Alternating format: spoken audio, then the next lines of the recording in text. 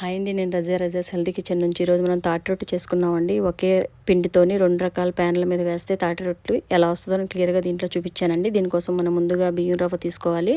ఇందులోకి 2 తాటికాయలు తీసుకొని ఇలా కొంచెం గుల్లగా నేల మీద వేసి కొడితే ఇది మనకి ఈజీగా వచ్చేస్తాయండి.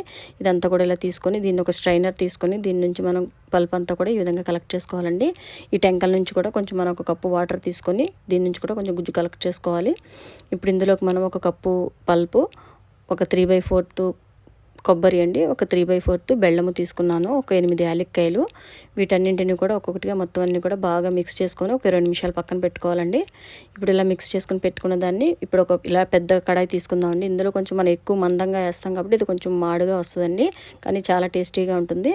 అదేవిధంగా ఇలా చిన్న దాని మీద వేసుకుంటే ఇలా మనం చాలా ఫాస్ట్గా కూడా అయిపోతుంది. ఇలా చిన్న దాని మీద వేసుకోవడం వల్ల మాడదండి.